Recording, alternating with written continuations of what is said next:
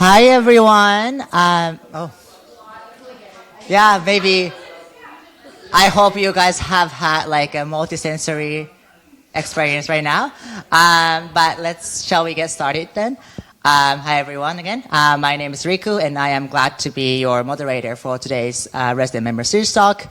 I would like to start by acknowledging that we are gathering on the traditional, ancestral, and unceded territories of the Musqueam people. For those looking at the recording, the Resident Member Series is a public event at Green College that features a different presenter or presenters from among the resident members of the college. Grad students, postdoctoral, and visiting scholars share their research or a related topic in their field. With that, I am delighted to introduce today's speaker. Angel is a Pilipinx-Canadian scholar pursuing an MA in geography at UBC. They explore the intersections between migrant justice, environmental justice, and the arts as a tool for activism.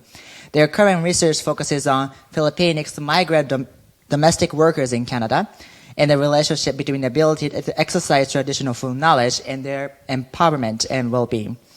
As a multimedia artist, their work consists of personal reflections on transient identities, migrant imaginaries facilitated by waterscapes, and anything that feels vibrant at the time.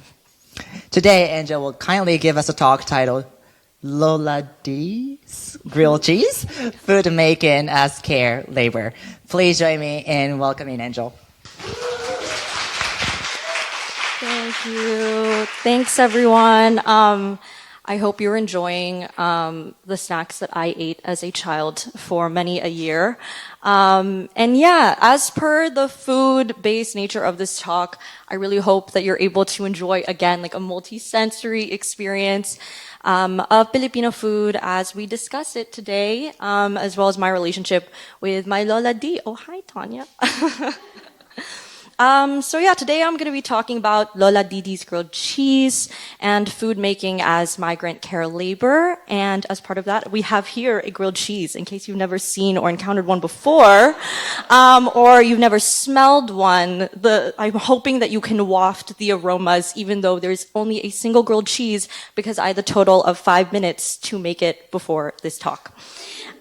So my goal today is to reflect with you on what it means to care and perhaps provide a bit of context into how my experiences with food consumption, sharing, and creation as a migrant have complicated my ideas and my feelings around care. And as part of that, I invite you now to think about someone that you care about or people that you care about and how you care for them. And hopefully we'll see if that changes after my talk today. So firstly, we'll talk a little bit about me. So I was born in Las Piñas, Manila, as an only child to two parents who loved me perhaps a little too much. I was very spoiled. And you can see some photos of me here. So it progresses from the Philippines to Canada or Toronto rather, to Vancouver. I moved to Toronto when I was 5, and I first lived in Toronto's Dufferin Bloordale village. And then I moved to Etobicoke, which is a suburb right outside the city, which is where my current hometown house is. And actually, this photo is me at Canada's Wonderland about a week after I moved to Canada, with my Barbie shirt, of course, seems quite pertinent. And I became obsessed with every art form possible because my mom did not put me into sports because she was afraid that I would get majorly concussed. And I thought that, surely there must be a way to get concussed via painting activities, but I fortunately never discovered any of those. For my undergrad, I went to U of T, so the University of Toronto, and I majored in peace, conflict, and justice studies, and I double minored in environmental science and creative expression in society, which is to say that I absolutely cannot choose between the arts and sciences. So I ended up in between writing poems and screenplays, also doing titrations in the chemistry lab and running linear regressions on R, which was hellish, as you might imagine. And now I'm here doing my master's in geography at UBC, with my research focusing particularly on food systems, food justice, and migrant well-being. But enough about me, and onto the star of the show, my first grilled cheese. So imagine this, right? Grilled cheese. But before we talk about that, I want to ask some of you first, for some audience participation, whether you have a particular favorite childhood meal or dish, and if you do, if you associate it with any particular person or people. So if there are any brave souls out there. Oh, okay, Grace.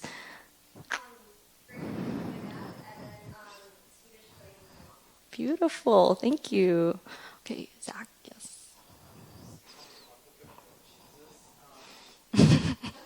Yeah. Mm-hmm. Mm-hmm. Oh, okay, love. That is pork grilled cheese. Okay, cool. Yes, Layla, sorry.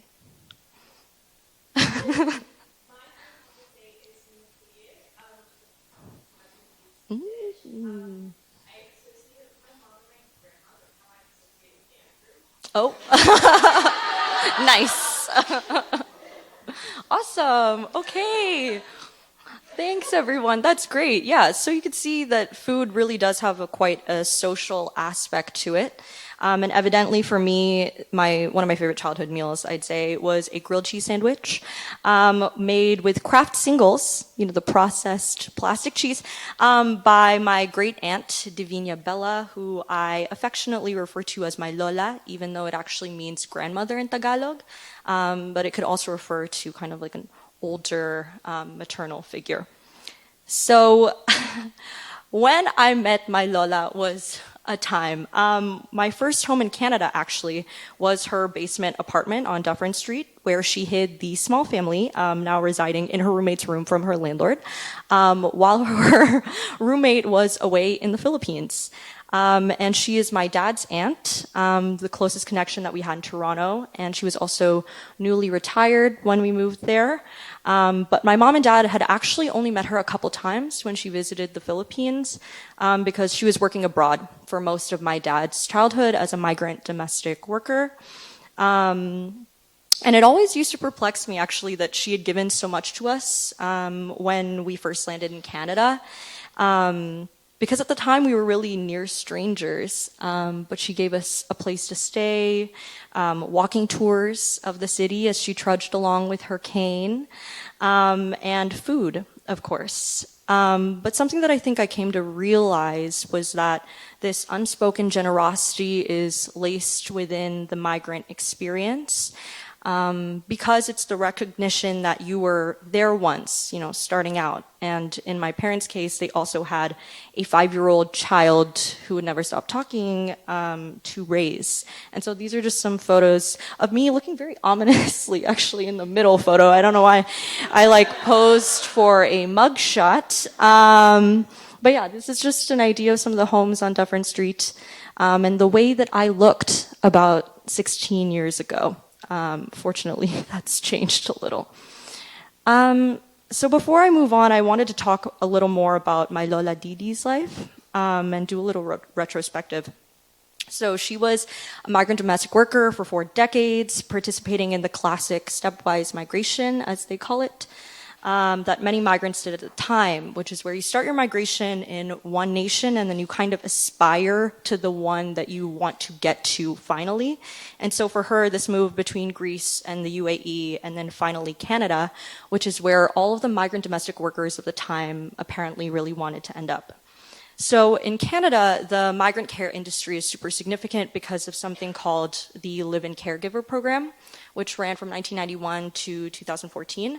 And through that, care workers could apply for permanent residency after 2 years of full-time employment. And in 2009, just 5 years before it ended, 90% of LCP workers were from the Philippines.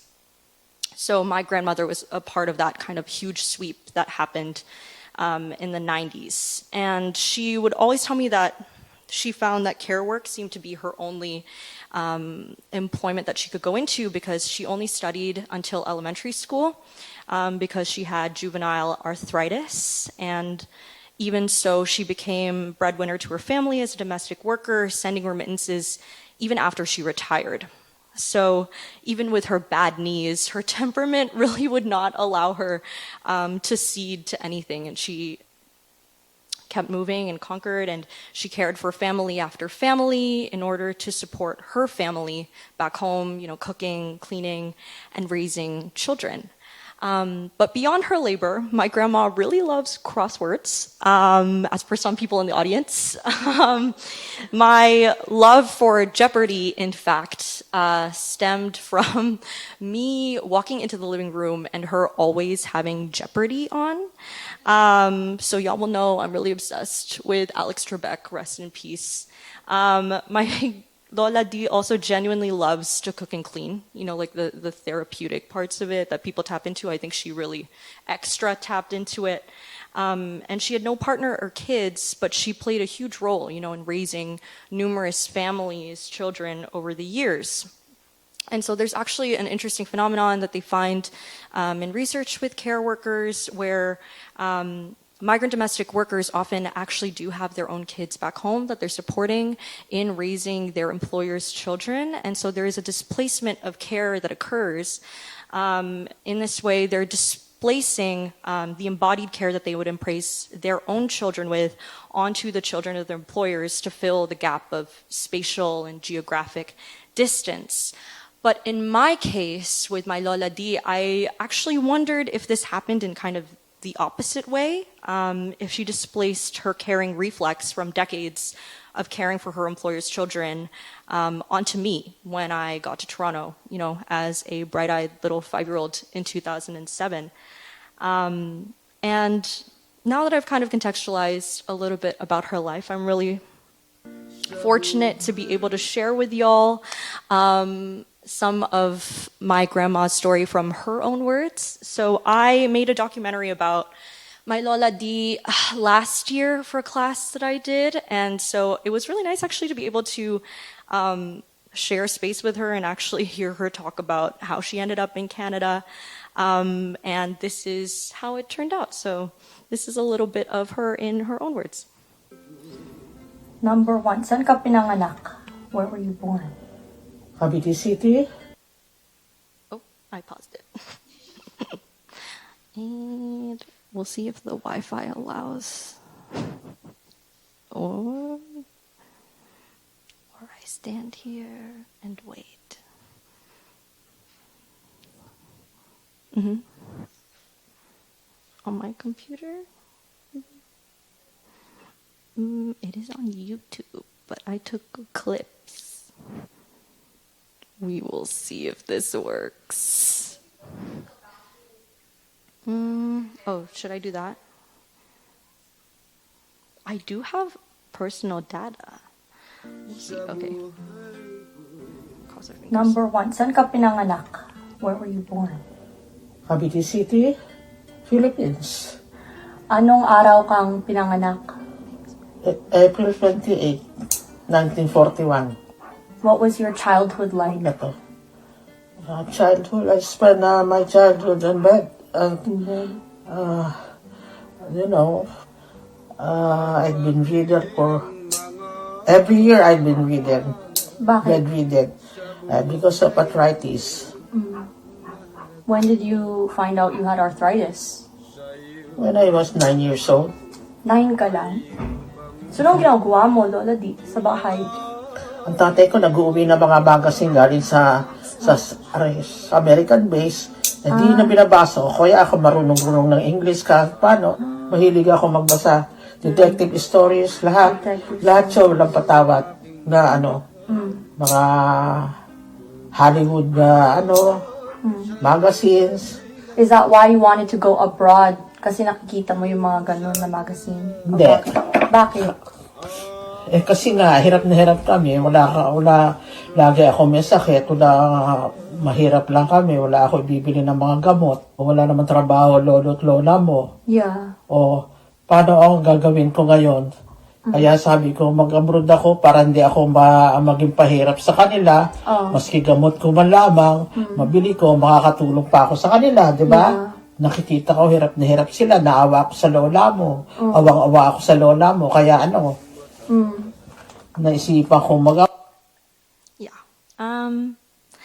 By the way, just for context, in the video, I'm cutting my grandmother's nails, which might be a bit odd, but that's actually something that we ended up doing because her arthritis, as we'll get into, started to get worse as she got older. So I would help her with her beauty routine because God forbid that ever change or end. So yeah. And so now circling back to food, I think that I felt my grandmother's care mostly through food. And in fact, my motivations to pursue my research now in food justice and migrant well-being and throwing myself into grad school for it was the grilled cheese sandwich that my Lola Didi used to make me as a ravenous child post-school, very hangry.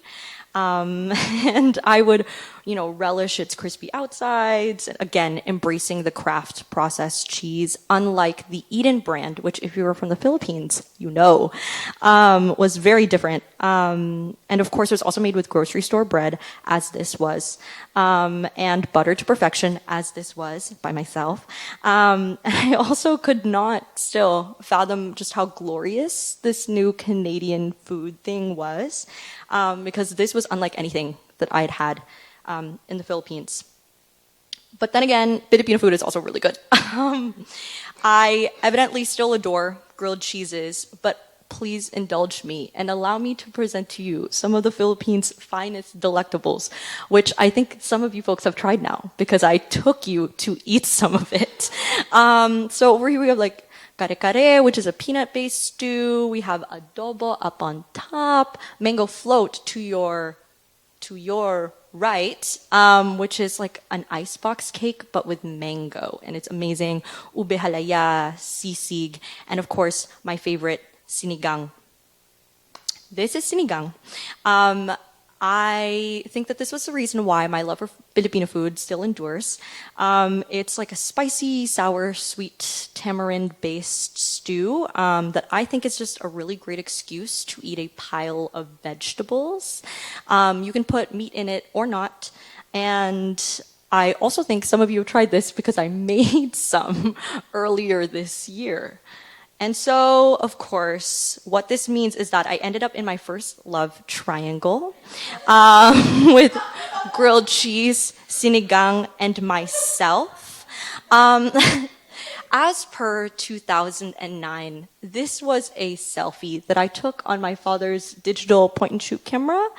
I just gotten bangs for the first time because Camp Rock came out and Mitchie had bangs. And actually, significantly, my Lola did in fact cut those bangs, so maybe I should be thanking her for everything she did for me, because I don't know about the bite chew look of the hair, but it's there and it happened. So evidently, to commit to just one food was impossible. And fortunately for me, although my Lola Di's grilled cheese was perfected to the palates of the upper middle class Canadian children that she raised for years and years as a migrant domestic worker, she also recognized that I might always long for something beyond, something like sinigang, which is transnationalized across oceans and histories and contemporaries. And so what ended up happening was my favorite stew always neighbored the sandwich on the stovetop, and I got the best of both worlds, I guess you could say. And back to my Grammy for a little talk on her How old migrant were you connections. nung naisipan mong pumunta abroad? Siguro 39 na. Oh, 39 ka na? Noon. Oh, wow. Oo. In the 30s na ako noon. Pabuti ka mo, hindi pa bawal ang yung matatanda na Kasi ngayon parang gusto nila mga bata eh. Yeah. Noon, pwede pa yung mga magaang pa noon. Yeah. Nagtrabaho ako sa factory, glass factory. Sa Pilipinas? Ha? Sa Pilipinas? Oo, doon sa amin. How did you learn about abroad opportunities? Paano mo nalaman na may mga ganun? Marami kami doon na usap-usap siyempre, mga bali-balita. Trabaho kami doon, mga na mga pintura doon sa mga glass na bulaklak, ganyan. Tapos, nagkausap-usap, meron daw apple picking sa estate. Naku, kami. Applyan, naloko pa kami, hindi naman pala Oh, Wait, so tapos, you, at first, you were gonna be like working on a farm? Sa apple farm? siguro, hindi. Basta nagkabalakang kami noon na may nangunguha raw ng apple picking. Eh di, syempre, apply. Pero scam? Oo. Nabalitaan ko naman na, sa Abu Dhabi na nangunguha. Bali ba naman, nung nagtatrabaho pa ako doon sa factory, nabalian ako ng yung luminsad ang pa ako, napag na ganyan. Pagdating sa Hong Kong, nakausap ko ibang mga nani doon, sila naman papunta ng Canada. Usap kami, sabi ko, sa loob ko, ako rin gusto kong pumunta ng Canada kaya lang, hindi ako marunong masyado ng English, paano ako matatanggap, wala naman ako. Hindi ka ba rin nirespeto bilang domestic worker? Na-miss mo ba yung pamilya? Ano yun? Hindi ka rin nirespeto? Hindi nila yun kasi sa kanila, napag-aralan ko, nung wala na ako sa Abu Dhabi, napag-aralan ko na ang ugali nila na ikaw, binili nila sa agency. Pag-aari ka nila, 89 na ako umalis So, bakit ka ba umalis? Nabalitaan namin na bukas ang Canada. Sabi ng isang kasama namin, sinasi ako muna ang mga mauna. Siya muna nag-apply. Tapos, ang bili namin, pag nando ka na, kunin mo kami. Nakarating na rito si Nancy. Yung amo niya, nakakatuwa, naglagay ng nanny finders. Ng agency nanny. Yung amo niya. Gumawa. Oh, thanks, y'all. So, in thinking retrospectively about these networks of care amongst migrants, I reflected a lot on my Lola's caring for me through food. And I wondered if she was conscious of what she was doing in providing me with my first taste of Canadiana. Like it was some sort of preparation for the world that I was about to throw myself into at such a young age. If she knew that it would also be necessary for me to eat Filipino food in the house, to keep in touch with some part of myself that she knew would slowly subside with years living away and in Toronto. Did her love and care simply auto-translate to my circumstances as a migrant child? And so I had my first diasporic dilemma, which was Canadian versus Filipino food. What does it mean to acclimate to the former out of necessity and to long for the latter out of a need for rootedness that I was desperately searching for? So as it turns out, no matter if she was conscious of it or not, my Lola Didi was actually a part of something that's widely understood in that culturally appropriate food is necessary for migrant communities, food justice, and well-being. So Filipino care workers, in addition to migrants in general, are known to recreate a sense of home in their new countries of residence by creating Filipino food and consuming this cultural food and sharing it with folks and uniting through it also correlates with increased well-being. It creates a multi-sensory experience of place through which migrant domestic workers can consume different experiences of the different countries that they're newly in. And this lies particularly in the ability of, quote, perception and memory to connect the body with material culture, unquote. And so Law did this study on migrant domestic workers in Hong Kong who are Filipino, and they examined the country's Little Manila and how migrant domestic workers communed over different Filipino dishes like pinakbet, kare-kare, adobo, the ones that I just spoke to you about. And not only was it a source of nourishment, but it became kind of like an excuse to commune over what was happening with their colleagues, what was happening back home, and also the conditions of their employment. So in this way, the feel and taste, the smell of food enacts a sort of transportation mechanism through which Little Manila becomes a transmogrified Manila, one that's situated in a completely different geography. So even subconsciously, in making me sinigang, my Lola was tapping into this collective consciousness of care, which she learned to practice within her own communities of migrant domestic workers throughout her own transnational experiences. And that's a photo from one of her old documents, passports back there. So she looks a lot younger. And when I was discussing this with her, she in fact told me that other migrant domestic worker friends of hers would in fact visit her place. And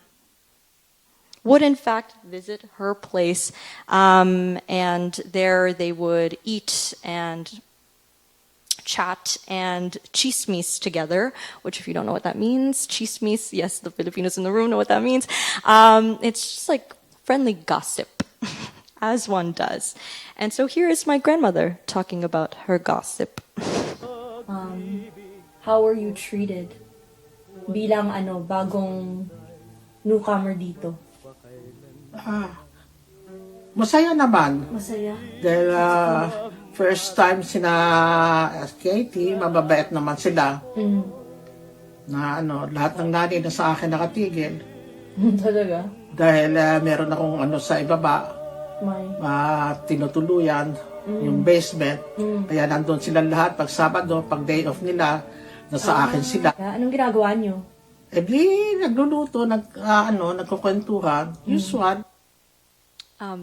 Yeah, also just to contextualize this one again, you'll notice that in the previous documentary clips that I showed you, my grandma's not really in the shot, and that's because she wanted to get a little more spiffy for the parts where she would be fully on camera. So this is her with like her eyebrows done, like her lipstick, and then she put on like a collared shirt, which is a nice rich blue, I might add. I like this tone she's chosen. So this all kind of came together for me when I learned about something called traditional food knowledge, which I think is what wound our care for each other as I grew older. And Jessica Quick defines it as the cultural tradition of sharing food provisioning skills, techniques, and cultural beliefs from generation to generation. And so expanding on this, for me, I think that food isn't just something that we eat. I also think it's something that we craft. It's a practice and it's a collective intergenerational ethos. So when I grew up and I became a pescatarian, my Lola would set aside bowls of stew for me that particularly she didn't add meat to because she knew I couldn't eat it. And in doing so, I think that she was actively caring for me in that process, even when I wasn't around.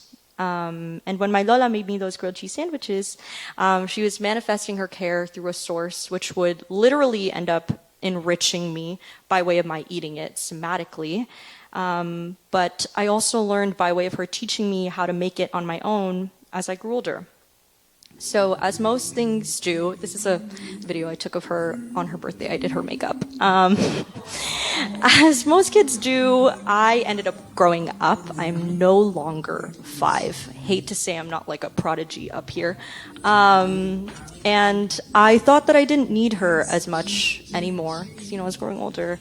But I think I didn't notice the difference because my Lola Didi was always kicking and she didn't need me either. She had her own thing all the time. She loved going to our local multicultural grocery store, which was called Fresh Value, which I have photos of here. This is very nostalgic to me. I went to this grocery store all the time as a child. And she would always go with her push cart. Do y'all know the foldable push carts that you see like the elderly Asian woman like pushing? And every time I see one of those now, I think of my grandmother still. And I may not have realized it as a kid, but grocery stores like Fresh Value, which carries cultural food from Southeast Asia to East Asia to the Caribbean to South Asia, these are spaces that are not only for folks to exercise their traditional food knowledge, but also ways that they can engage with that knowledge socially. So in that way, these food provisioning spaces are places where migrants embody a sense of homeness by purchasing and consuming the foods that they've had growing up, but they're also discursive spaces. So they're ones where you can chat with the other patrons who you might later find out lived in the town next to you when you're growing up, because of course they did, and of course you share a friend and or cousin. And you can also chat with the employees who might be of different backgrounds but know your favorite Filipino sauce like the back of their hand because they're just around it all the time. And I think that it becomes a really cool way to build solidarity amongst folks and and I love the multicultural grocery store. What could I say? Beyond this, my Lola Didi would also peruse coupons in the local Filipino newspaper at a chain called Second Cup, which I don't know if it's in Vancouver, but it's definitely very omnipresent in Toronto. So in those ways, she would engage with home while sipping coffee in an establishment that was so necessarily Canadian. And through all of this, the few things that didn't change as I grew older were the people who were cooking in the house. So it was my Lola Didi and my mom, and also my mom's mom, my grandma. So I was raised by a lot of women who cooked a lot, and it was amazing. But at the same time, at this point in my life, I could also make grilled cheese on my own. I would grab food from the stovetop and then go, and I just wasn't as at home as much. And all of this away from homeness culminated in my move now from Toronto to Vancouver in August. So here I made my first pot of sinigang by myself because I just absolutely needed it and nobody was going to make it for me here.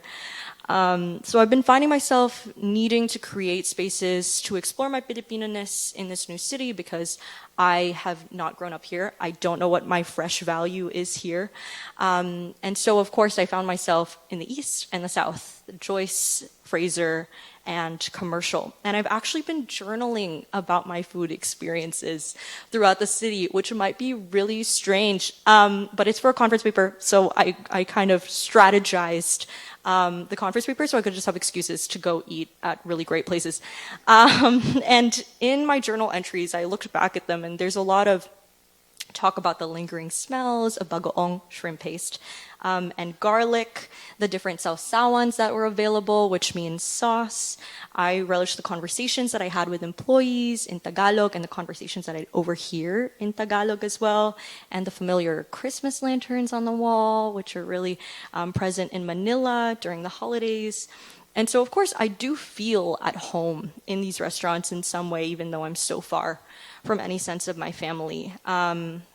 But while experiencing them on my own has allowed me to attune to each of the experiences more concretely, it's also increasingly lonely. While I'm eating familiar food, I'm still working to develop networks of familiar faces in these spaces that rhymed. And I realized that much of the significance of Filipino food to me isn't just in the cultural itch that it scratches, but also the fact, not only that it tastes really good, but the fact that it's, to me, a token of care from my loved ones. And so without them to enjoy it with, I do feel a little bit lost, but all the more grateful as well for the experiences I had as a kid and till now. And so just as my relationship with my Lola changed when I grew up, it also changed as she grew older. And it did give me more opportunities to return care to my Lola. So her body continued to age with her arthritis, and about a couple years ago came to the point where she could no longer go down the stairs from her room to the kitchen, even though she was always one of the people that I knew was cooking the most in the house. And suddenly I was in a position where I was supporting my mom in making sure that she was being fed and in bringing her food and water as well when I moved back home while I was in college. And I also helped her cut her nails, as we saw, because she couldn't really do that as well anymore. But I still didn't fully realize the complete gravity of her care for me years and years ago, and up until now, until she was hospitalized in the fall.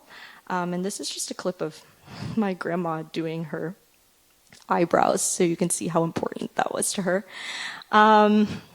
So because she was hospitalized in the fall, that kind of left my mom in Toronto to take on the care and domestic labor both in the house and also the care labor of taking care of my grandmother. And I felt quite disempowered in being so far away and not being able to do anything to support. Like there was this kind of selfishness ingrained in my being anywhere but there in Toronto. And of course, that wouldn't last because I also did end up visiting Toronto. If you know, you know. I'm in Toronto like every couple months. And one of the ways that I felt really lucky to be able to return care to her was by getting her an eyebrow pencil because she kept commenting on how badly she wanted to have her eyebrows done, and there were no materials at the hospital. And we would also bring her food, specifically 7-Eleven hot dogs, because she kept saying that the hospital food was quite bland. And so it was interesting as well to be able to reciprocate care for her through food. And so as I would sit there watching her fill in her eyebrows on her hospital bed, I would think about all of the children that she helped to raise who were just now somewhere on earth, roaming around, I don't know where. And I literally thought to myself, like, who cares for care workers, especially when they have no care labor left to exchange for it? Where are all of these children who she raised now, and why was I the only one left there? And so for my Lola, care always seemed to leak out of her habitually and reflexively, as someone both who was raised as a woman in 1940s Philippines, but also as someone who offered her care as labor for over 40 years in exchange for money that she used to care for herself and her family back home. So I distinguish care from commodified care labor because I refuse to believe that care stops happening when it's no longer bathing you, when it's no longer putting a Band-Aid over your knee because you tripped at the playground, and when it's no longer making you sinigang because you're becoming increasingly bored of grilled cheese sandwiches. So although my Lola Didi can no longer offer anyone her care labor, let alone walk to the bathroom on her own, she's bright, she laughs, she cries, she asks when we'll be back, when she'll get to go home. She cares, and I will not ever forget, oh no, here it comes, waving bye to her for the night during one of our family visits. And she said to me, Ingat ka, Neng, which means take care. And Neng is her term of endearment for me as like a young girl. And so in a lot of ways, I don't think I ever stopped being like that little girl to my Lola. But it was interesting to me to think about how she, in asking me to take care, didn't realize at all how all I could think of was how she had given me all of this care my entire life. And I didn't think that there was any care left to take from her, but only care that I had left to offer her. So we never really think about the word take care, or the phrase rather. And so in conclusion, caring is messy, just like food, just like a grilled cheese. Have y'all ever tried to eat a grilled cheese without a napkin? It's not fun. I think much of my experience as a migrant have entailed navigating these impossible ambiguities of care. So care transmogrifying in different ways, from loving embrace to a virtual call from across the world to a plate of your favorite Filipino food or grilled cheese, to caring for someone who spent 40 years caring for other families so she could take care of her own and feeling like you're never going to be able to do enough. So grilled cheese is always a little bit different when you make it in the Philippines, and I think sinigang is always a little different when you make it in Canada. And maybe the ingredients are different, the hands making it are different, the weather might change the way you taste, and so it's changed through space and through geography. But with my Lola Didi and I, care necessarily had to change, and it did change, with time rather than space. So her body aged and mine matured. Her hands are a bit more frail and mine a bit stronger than they were when I was 5. And she was newly retired. And so she started making me grilled cheeses when I was really young. And then I ended up microwaving adobo for her in her elderly years and bringing it to her room. But we're still reliably the same Lola Didi and Angel or Neng. And so perhaps my Lola Didi is better at slipping into caring modes because of her long history with it. But her care isn't a monolith. It's either labor or love. That could never be true. It just is, and it happens all the time. Without any of that and grilled cheeses, I don't think I would be quite the same person that I am now. So I hope that you all take care, though, or offer care, or share care, if you so please. and that after our discussion today, you feel a little bit differently or perhaps more deeply about those who care for you and who you care about. And my you happy Lola with the just life says a you've few lived? last words.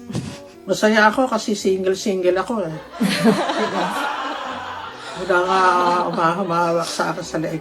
Wala akong ano. Kaya sabi nga ng mama mo, paano raw ako nagiging ano eh. Sabi ko, There she is. masaya ako. Dahil ano, malaya ako. She's quite eloquent. Eloquent. There it is. So with that, let's go to the last slide's not last sliding. Ingat, thank you. Salamat.